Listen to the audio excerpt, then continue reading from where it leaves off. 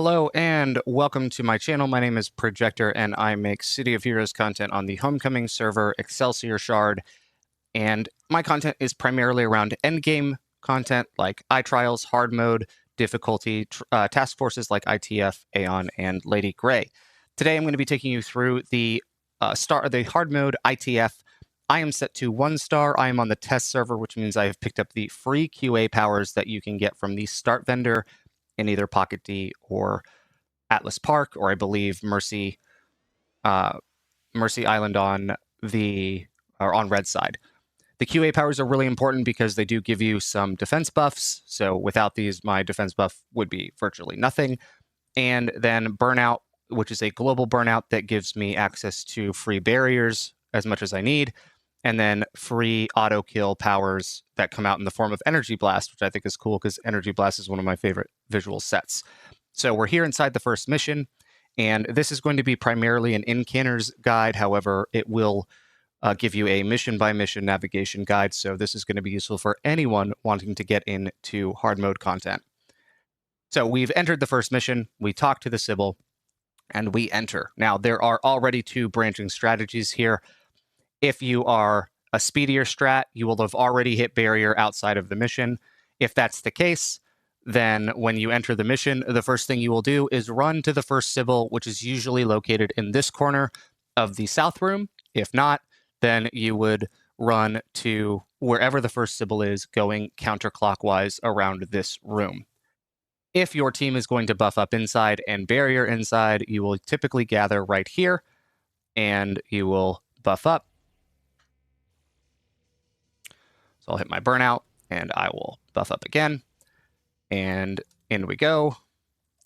We find the first Sybil. I found the first Sybil right here, and there are 2. The goal here for speedier strats is to aggro as little as possible. So for our sake, it's not really going to matter, but the first Incan is going to be to this T intersection on my map. So all I have to do is I'm actually going to Incan a little bit before that intersection, so like right down here, but your job is to run when there are 8 Sybils left. There are 3 Sybils to free in this room, so by running when there's 8, you are leaving just early enough to give yourself time and not leave the team standing. The reason you want to move quickly in an ITF is because the EBs will spawn hostless when they die. The hostless will grab the nearest target, which can be a lore pet, can be a Keldian, and they are both immune to the grab, but they will waste the hostless grab. And if the hostless grabs you, you are held until either the hostless dies or the hostless is held itself. However, the hostless does need to die before it finishes charging to 100%, or else it will steal that person's body regardless of where that person is on the map. So if a hostless grabs me, the entire team needs to turn its attention towards that hostless and kill it. So just because the Sybil count goes down to 7, wait for the leader's signal to hit your Incan, because if someone gets grabbed, they may want to free them. If they get grabbed after the Incan or at the same time as the Incan, oh well, that player's probably going to die, and you can just teleport them back to you whenever they do. So once I am at the first EB, and you'll notice where my positioning is. I ran in, and I did not run here. I ran past the EB. Essentially, you want to fight with your back toward the direction that you need to run. Or, in other words, you want to fight looking back. This is to prevent having to run past things that can grab you and other enemies that can kill you. With the ITF, it is known for a flood of enemies, and the less enemies you have in your way, the better. So I'm going to go ahead and free this first Sybil, hitting my AoE QA power. That's 1. You see the hostless, it dies, I move away, I free 2, and at this point, if I was the Incanner, I would leave. So I'm going to hit the next QA power, okay, and then that is 7. So with 7, the Incanner should have already run. They run through here, and they would Incan right about here. The reason for this is there are usually Sybils located around this area. Now, for this part, You do want to fight actually clockwise. So sometimes there is a Sybil that is going to be located right here or back here. And if that's the case, then you'll need to free them. But by starting the fight here, you can, and watch this very carefully, I'm going to hit my barrier. I'm going to start fighting the first EB. What I want to do is slowly move around the EBs. So I'll hit the first one. The Nictus is spawned. I move again. I look back, find the EB that I need to kill. I kill it. All right. And I move quickly. And it looks like there's one more. Cool. Once I get to 4, there it goes. See, just got grabbed. There is nothing I can do in this situation.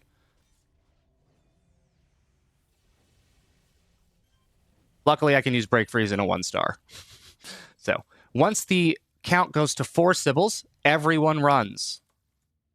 You run. You get to the next Sybil mob, and again, you will look back towards the EB, and you will kill it. Then you move again. We kill this one. Okay. We move back. We kill this one. And we move back.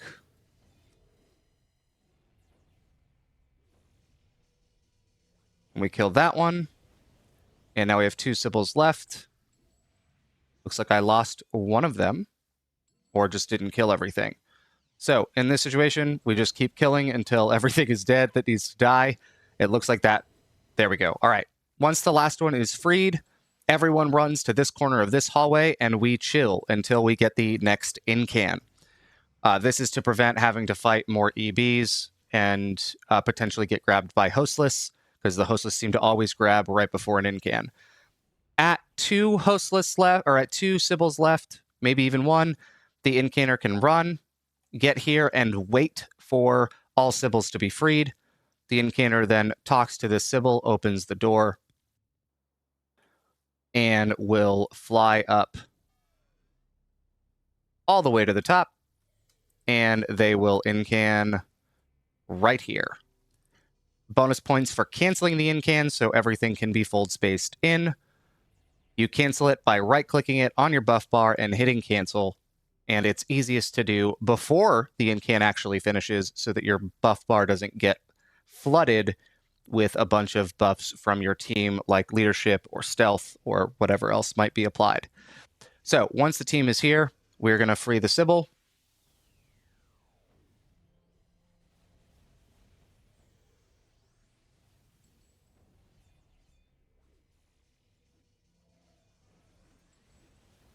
And the goal is to free her as quickly as possible. Once we get her free, we start moving toward the... once we get her free, we start moving towards the altar.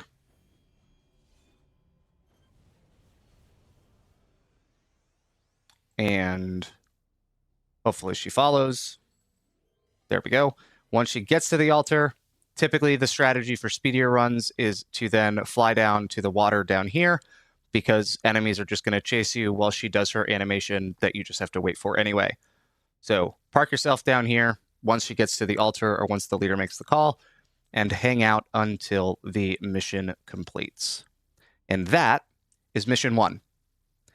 Few key things are looking for hostless whenever they pop up. Targeting macros help with this, and fighting with your back toward the direction you need to run, or fighting looking back at the enemies that you need to kill. So we exit the mission, and we will go on to mission 2, which is easily the toughest mission, depending on the map you get, in the task force. So call it in, and we are off. There are a few things that are incredibly, incredibly helpful in this mission. The first is having teleport, and then the second is having a teleport to target bind, which I will include in the description of this video. There are usually 2 Incanners on a map, and I will try my best to explain how the incanning works on this mission if you are doing a speedier strat. So the first thing we do, hit reveal, and good. So this works. This is one of the better maps to get. The ideal map is one that only has one path. There's no branching paths, but this gives me a good example for how the incanning works. So if you are the first incanner, your job will be to scout the current path and count how many crystals there are on that path and communicate that to your team. And then as soon as they kill the last crystal, your job is to incan to the next path. So you scout the current path, you incan to the next path. This is important because if your team has to run through enemies, they can get caught at any choke point, and good luck trying to get them out of that. You need the team to stay together. The Incan also gives a healing buff. There's a lot of utility around the Incan. It's not just about skipping content. It's about making it as easy as possible for your team to survive, because this mission gets crazy.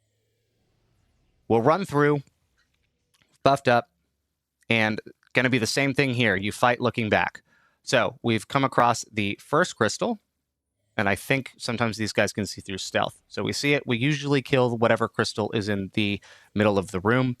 Note that these do explode when they die, and they can one-shot almost anything that is within melee range. So if you're playing a scrapper, a tanker, a brute, a stalker, you'd never want to try to be the one to kill the crystal. You want to lower it down and then jump away from it before it dies and keep moving. If you are kinning and healing off of enemies, you are likely going to be healing off of the dwarves or novas instead of the crystal. If you are a healer, you're probably never targeting the crystal. If you're EA and your heals are targeted, then that's even more true, because the crystals are objects that don't have a target. So you can't target them and heal through them like you can other enemies. So knowing this, we always fight looking back towards the crystal to make it easiest to move. So we'll do that here. I will kill the first crystal, and as soon as I do, I run. All right, now if I'm incanning, I've already, as my team fights that first one, I run ahead and I scout. So there's 1, 2 crystals, 3 crystals. See, I already got stuck. 4 crystals, 5 crystals, 6 crystals. So there are 6 crystals on this side. I will tell that to my team and say there are 6 crystals, 1 all the way to the back of the end room. This is to prevent unnecessary movement. If there's only 1 crystal on this side, then I know I can already run. So knowing that there are 6 crystals here, I would rejoin my team wherever they are. And so I'm back at the intersection. I already killed that one. Notice the hallway is already filling up, but I am going to then kill the second crystal.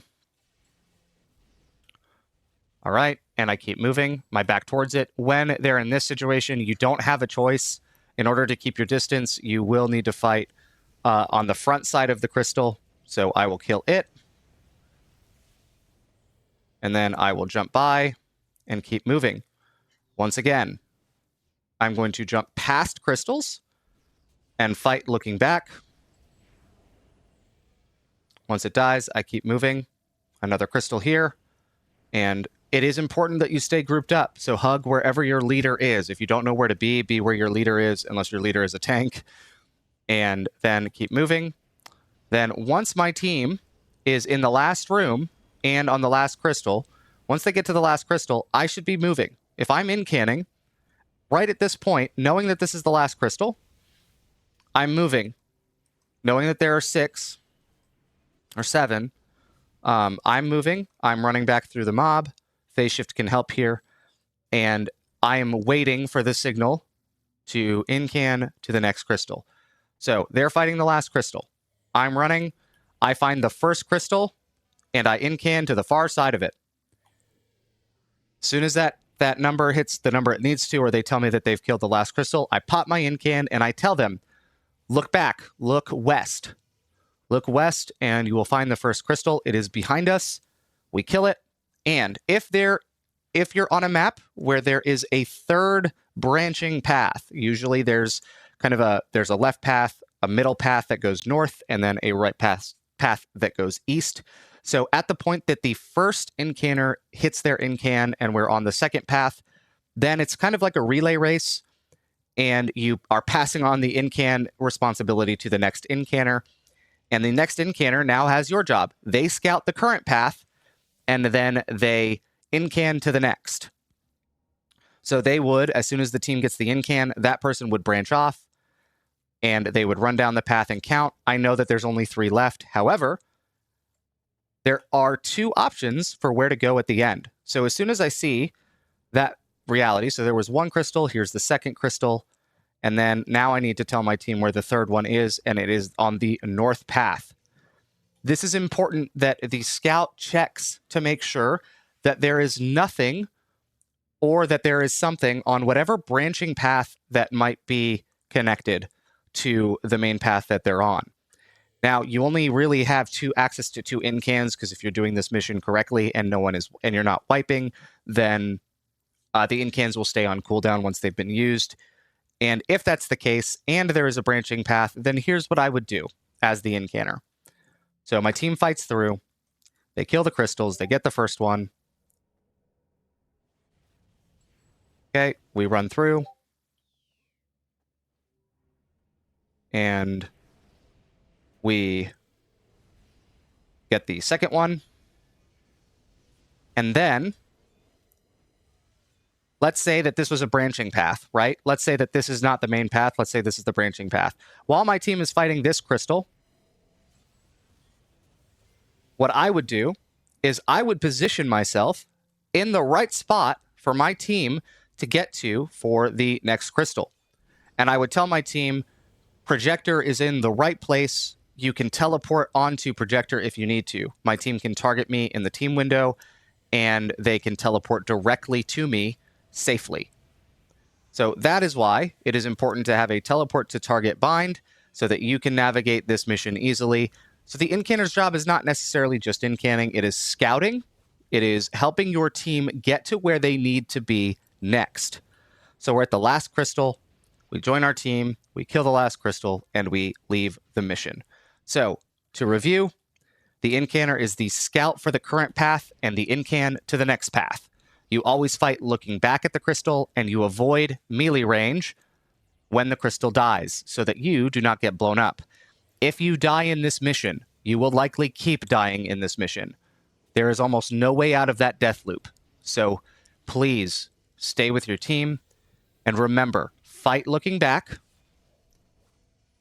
The Incanner will always scout the current path and Incan to the next.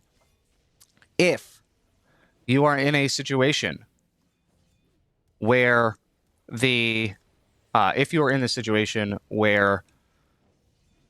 as an Incanner you can't wait long enough, you're in a really bad spot, you can't wait long enough for your team to get to you, or for your team to kill the last crystal, and you're getting chased down by ambushes or whatever, then just stay. Don't run. If you're going to die, you're going to die. So you can let yourself die, and you can teleport to projector's body.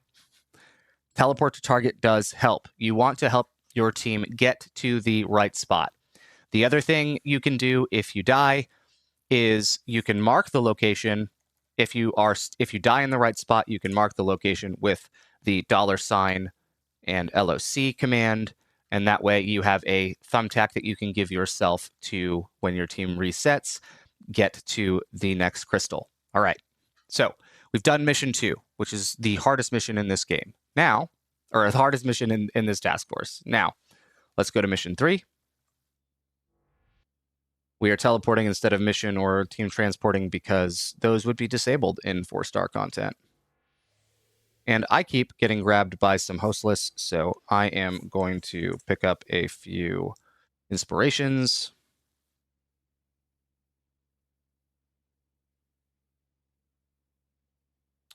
I don't even know if I can buy any. Probably not, because there's none for sale, but it's okay. We'll figure it out. All right. I know there's a way to do it, but just not doing that right now. So we're going to go into mission 3. Mission 3 is done a little bit differently. And by a little bit differently, I mean a lot differently. And note, if you don't want spoilers for the content, for the special fight in this one, then this is probably the place to click off. But in Mission 3, the most efficient strategy, which is also the speed strat, is to do this mission in reverse. And that is because, spoiler alert, you get to fight the giant twin robots, the gold ones that are sitting in those giant towers around Romulus and the computer. When the computer dies, there's a cutscene right before it dies, and the bots launch, and they will land on the beach next to the first general. If you are incanning, your job is to fly through and check before your team gets to where the starting location is. Check to find out where the EB mob is. The EB mob is the one that has all the Minotaurs and Cyclops, because to kill that general means that you need to kill all of the EB mob. It is the only one that you have to kill the whole mob for. So you note that it's the first one after the bridge, or it's the, in this case, third general mob from the front, and then you will join your team. The gathering place for this one is right in this corner behind Romulus and Requiem. And the reason this is going to be done this way is so that we have lures for all of the main fights. As long as no one dies, the goal is that we would have lures throughout this entire mission. So the first thing we're going to do, we'll summon lures, we'll buff up, and then we will jump on Requiem and Romulus. If you have Mez protection on your team, then you can go for Romulus first because he tends to run. However, if you do not have Mez protection on your team, then you will want to go for Requiem first because of his stun aura. Now, once Requiem and Romulus are dead, the first incanner will incan down to the computer. The reason you incan down to the computer is it instantly puts your lore pets down onto the computer. They don't have to run. They don't take any extra damage. They're not getting tripped up by enemies or getting caught on the railing. They will instantly follow your team down. So the first incanner is going to be to the computer. So we'll get our lures. We'll get our lures out. We'll buff up. I'm doing this just for show. And we will jump in to the first mob. So we jump in on Requiem. We set our pets to aggressive and to target Requiem. And then we will kill him. Not that it matters. He's just going to die pretty much instantly. Cool. Once Requiem goes down, we retarget our pets on to Romulus. And we kill Romulus. And as soon as Romulus is down, the incan goes, and we are down onto the computer. Notice now my pets have to follow me because I don't have incan slotted. So I'm going to do that, and I'm going to place them on passive so that they stop fighting and they get their butts down here. Notice how long it is taking them to follow me. This is why you incan down to the computer. So now we fight the computer.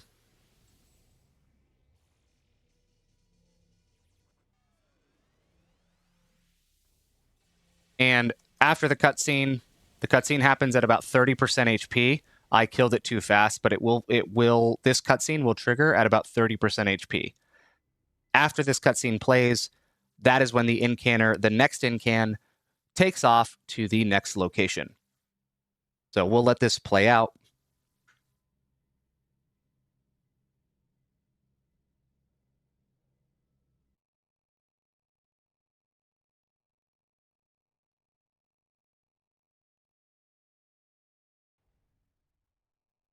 Now see, if we had done this if we'd done this mission in the normal order, we would now have to backtrack to the robots. In this case, it's efficient because we have our lures for this.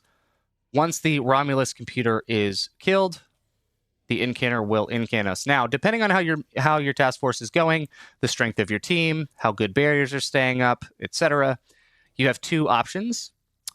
The quickest option, the most efficient option, is to incan literally right here. Again, it will bring your pets instantly, but you'll incan about right here at the foot of the bridge. This allows you For all of your lures, for all of your pet, or for all of your AoEs, for all of the splash damage, this allows you to kill everything at the same time. It's efficient because your AoEs are now going to be affecting the first general, as well as both of the robots. Once you land here, you fight. The tank will have them facing away because they have a cone cleave power that will basically one-shot everything on your team. It is an art to tank these and still stay close enough to them to, or to your team to get the buffs, because if you'll notice, look how far, if I'm the tank, I'm going to be standing about there. Look how far away I am from the team. So it is an art to stay close enough to the bots that you are still behind them, but far enough, or like close enough to your tank that they can get barriers, or that you can get their barrier, but also far enough away that you are still behind the bots. So we fight Leva first. We kill Leva. Okay, Dextro's active. Now we're going to kill Dextro. And we will need to retarget our pets on every single target. You cannot target your pets via a teammate. So I can't target through my tank and then be able to retarget my pets. That doesn't work. You will have to manually target every time for lures. Once the bots are down, Vandal will usually appear about midway through the bot fight, and then he will chase you down. So Vandal will come. Vandal is highly taunt resistant, so be aware of that. And usually he'll join you while you're fighting the robots. He will chase you down over here. And again, if you haven't died, your lures are still up, and you are now using them to help control all of the aggro because they absorb some of it, and you're killing all of the general mob and the bots and Vandal all at the same time. If this strategy does not work, if you wipe, if the team dies and you need to restart, or if it's not going well, the second strategy is the Incan actually comes out far into the water. And then you are going to pull the first bot. So we would Incan the team around here, and then we would barrier and buff up, and then the tank or someone would pull the first robot out to the water, which is Leva. Dextro will activate when Leva is about half health. Cool. We've killed the bots, we've killed Vandal, we've killed the first general. Now we go to the next general, and we will kill the next general. As soon as that general is dead, we move on to the next. If you get grabbed by a hostless, sucks to suck. Now we're at the EB general. This is usually where the third Incan happens in this mission. You Incan onto the EB mob for the extra healing to avoid some of the or to help mitigate some of the alpha strike, and then you kill this mob as quickly as possible. Once you've done it, you move on to then the last general. You kill it, and depending on how fast you did this, notice how all of the mobs are still down here. The team will regroup after killing the last general. They will regroup down here, and they will continue killing traitors basically until the mission is complete. Stay tight, keep those barriers, and there's my hostless grab. So I need a break free. I really hope one is enough. It is. Good. All right, and we're done. You will not, do not autopilot here. So we kill this last general. That does not automatically mean we regroup down here. If it's taken us long enough to kill the general because of all of these surgeons, then this mob that's chasing us will follow us up here. So there is a world in which you will stay right here in place and continue fighting, period. So you don't always run back down there, but if you're moving the most efficiently, you would kill that general quickly, and then you would run back down here because the mob has not caught up to you yet. Done. That is mission 3. So you start behind Romulus, kill Romulus and Requiem, Incan down to the computer. When the computer dies, you Incan to the robots, kill the robots, the first general mob and Requiem, and then you start moving through the generals, and with the last Incan being to the elite boss mob. Now, on to the final mission. The speed strat here is pretty simple, but a couple things to note. The first is that Romulus has a void judgment where he will fold space your team together, and then he will activate Judgment, and you'll see the message pop up on the screen. When he does that, your job is to get out of melee range and continue attacking him. You don't need to break line of sight, and you don't need to stop attacking. You just need to jump away from him so that you don't die. If he kills anyone with his Judgment, then he gets a super buff afterward, and he becomes a lot harder to fight temporarily. So keep that in mind. The second thing to keep in mind is that when Romulus dies, this time, his res, because he'll res 3 times, his res will kill, guaranteed one-shot, anyone in line of sight, anywhere on the map. You can be 300 yards above him. You can be all the way at the towers. And if there is a direct line of sight between Romulus and you will automatically die. Please keep that in mind. So, if you are incanning, the team stays at the door. They summon their dummies if they've done the Aeon hard mode successfully, and the kin will use those as fulcrum shift bait. And for if you're incanning, here's how you do the Romulus trigger. So you'll fly up, and the cutscene trigger, I don't know the exact point of it, but it is kind of like a box. So as long as I stay above that box, then I am safe. I can go as far forward as I want, and I will not trigger the cutscene. So I can fly all the way up here, and then I can hit my teleport straight down, and now I get to be in the cutscene. Once Romulus gets shot by the Nictus, that is when I will tell my team to enter. So I'll watch this cutscene play through, and then my job is, as soon as Romulus's barrier Nictus are summoned, then I will incan the team. Your job is to kind of absorb the first, so he's getting shot. I would tell my team he's getting shot, enter, they zone in, and hopefully they will be zoned in before the cutscene is done. If you are fully stealthed, by the way, he will not spawn. You'll get the cutscene, but after the cutscene, he won't see you and he won't spawn. So you will need to de-stealth. Okay? So he sees me, he gets the Judgment out, and the Nictus materialize. I move away from the Judgment, I hit my Incan right here. As soon as those two things happen, I hit my Incan. You should not die if you do this fast. But as soon as that Judgment, as soon as he sees me, I'm basically safe to do the Incan. And then the tank, whoever is tanking, is going to kite Romulus over to this door and hold him here. This is so that you can fight him where all of the additional reinforcements will spawn. The rest of the team, as soon as you land and the first barrier goes out, and the first barrier will go out after you land, so that the Incanner also gets it, your job is to kill these barrier Novas as fast as possible, because your tank is going to run out of barrier holding on to Romulus over here while you're killing the Novas. So, single target attacks only. You run over and you kill the first one. Then you run over to the next one. You kill this one. And then you run to the next one. Emerald, do not hold it. If you hold it, it will not die.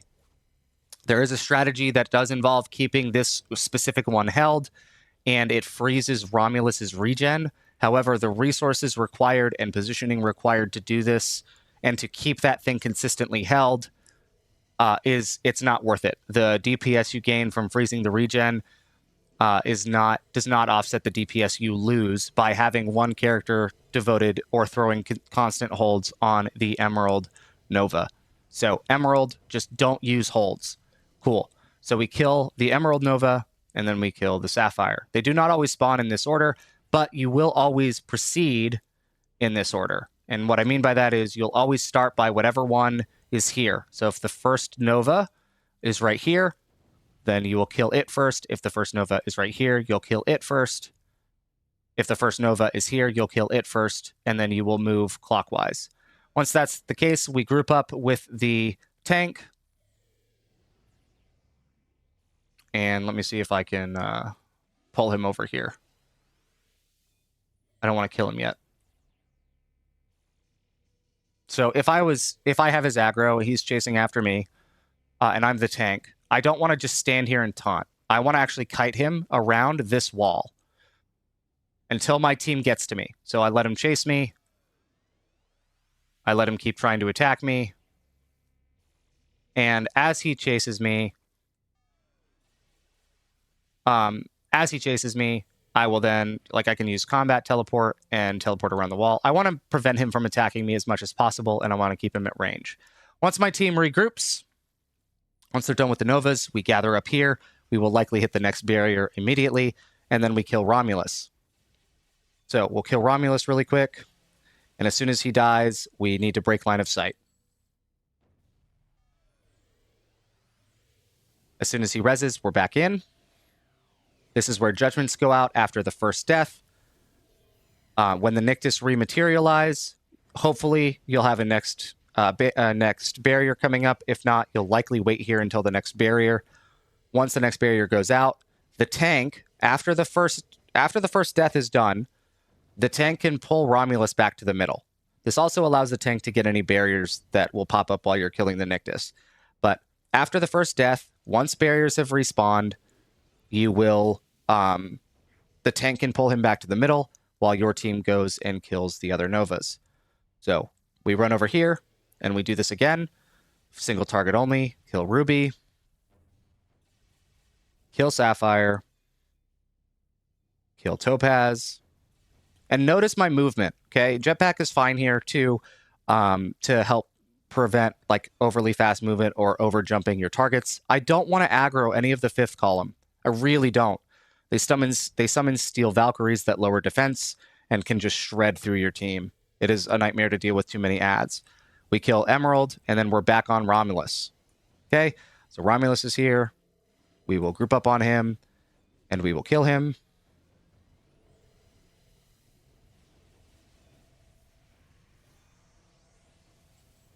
Okay, he's dead. Break line of sight.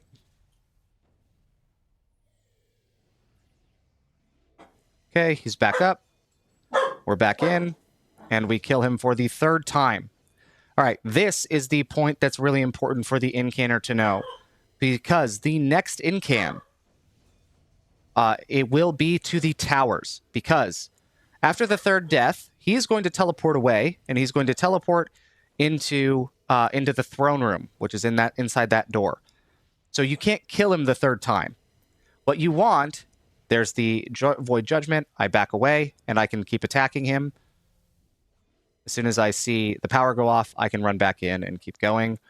Once he dies, you want the Incanner in place to Incan to the towers. So we knock him down. The Incanner, depending on how fast he's dying, once he's about that at that point, we would run away, and we would hit Incan literally right now. As soon as he dies, that last Incan should go off, and it should put you right on the tower. So the Incanner leaves here when Romulus is about 30%. The Incanner flies to where I was just before the cutscene ends, and then hits Incan as soon as he dies, so that your team is safely out of line of sight and doesn't have to deal with Romulus or any other adds from the platform.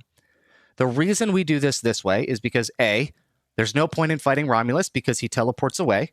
You can damage him before he teleports away, but all of that will be undone. It does not matter because the fourth time that you fight him is going to be inside the throne room no matter what.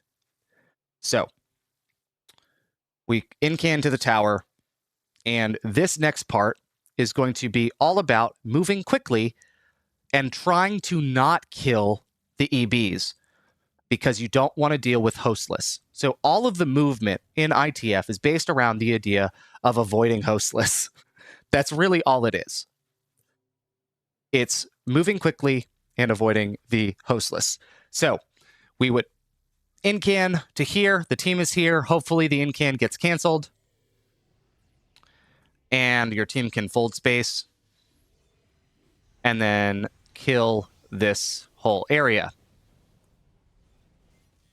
Keep going, kill, kill, kill. You're actually going to kill. You'll have way less traders than this because the Romulus fight will clear a lot of them.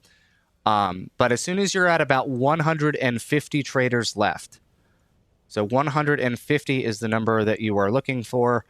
Even 140 is fine. But 150 to 125 anywhere in that range. 125 is probably better. It just largely depends on how many are left. But I'll clear this, and then at about 140, I jump down. Now, this part is actually important, and I just learned this quite literally 2 days before recording this video, and I've been doing these for months. You'll jump down to the bridge when the leader calls you to, and then you're going to watch to see where the ambushes spawn. Multiple ambushes will spawn. Do you see how they're appearing? Multiple ambushes will spawn. If someone lands on the bridge early, if you land on the bridge early, the ambush will spawn elsewhere. So it's really important that the team jumps down, lands in the middle, and waits about 5 seconds. Even if we see the ambush mob appear, we still wait about 5 or so seconds for all of the ambushes to spawn, and then we move on to the bridge where the ambushes are. And then we fight, moving backwards towards the middle. So we land up here, and this is to avoid if EBs die. We fight, we clear, and we would clear until the number is at 80 traders left. As soon as it drops below 80, we would then move up to the second tower. So I'm going to clear up, I'm going to clear down here until we get 80.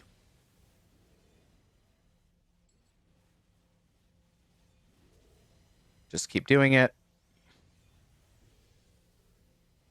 And again, because I'm doing this just as an example, this is not how this would actually go. Normally, you would still be on the bridge killing stuff. Notice that hostless. This is why it's important to keep moving. I'm not getting caught by a hostless after the EB died to my one-shots because I'm away from it. I'm safe. So I will clear until I have about 80 traders left. Almost there. Again, this part is a little unrealistic. You will be well below 80 before ever having to get all the way here.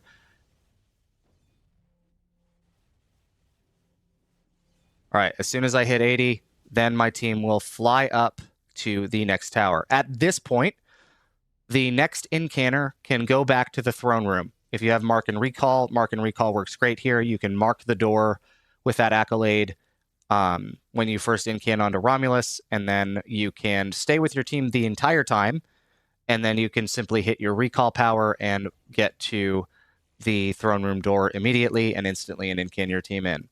So we will kill.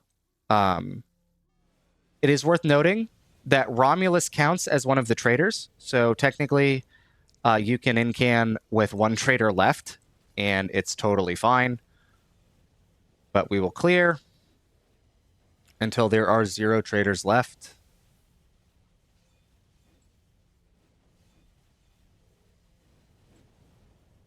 The Incanner should already be in the throne room at this point.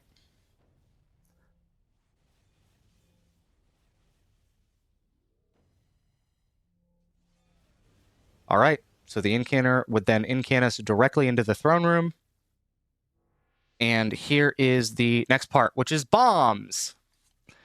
All right, if you are taking any damage ticks, then you know you are in range of a bomb, and the bombs will kill you, or they will do a lot of damage. So if you're the Incanner, you come into the throne room, you can't just AFK here until your team is ready. You need to be paying attention for bombs. You will Incan your team, and hopefully you Incan before the bombs come back up. There they are again.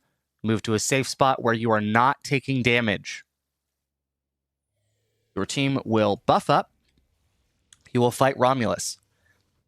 If he is not held below 50%, so once he hits 50%, he wants to activate barrier. He has his own barrier. The only way to mitigate it is to keep him held from 50% to 0. The 2 accolades that help with this are Geese, or Force of Nature, and Vanguard Metal / Megalomaniac. So your team will summon lures, you will jump on Romulus, and you will kill Romulus as quickly as you can. This is the final fight. And again, look out for bombs. Some can spawn on the throne behind him. There's his barrier, because I did not have him held. This will make the fight just take longer. He's not more buffed with damage or accuracy. He's just harder to hit and takes less damage. But we keep killing, and there is the end of the task force. So that is your mission guide for incanning, as well as your guide through the 4-star ITF from start to finish. I do hope that you enjoyed this video. If you have any questions, please leave them in the comments below, or feel free to reach out to me in game. My global is at projector with a 0 for the second O, or you can reach out to me on Discord as well.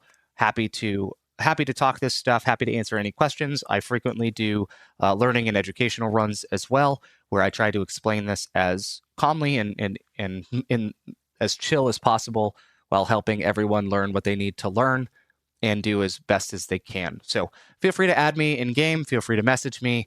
Let me know that you saw the video, that you would like to join one of my runs. I would be happy to get you in. I'll be happy to make builds for you and help you get an optimized build for 4-star content. The only thing I'll tell you is please build tier 4 core barrier and tier 4 core incan. If you are playing a kinetics character, then please build tier 4 Clarion core, which is all left side. And that should do it. So thank you, everyone. Please leave a comment if you have any questions or just want to leave any feedback for me. And please let me know if there's anything that I can do better and if there was anything that was confusing in this video. Have a great day, and we'll see you next time.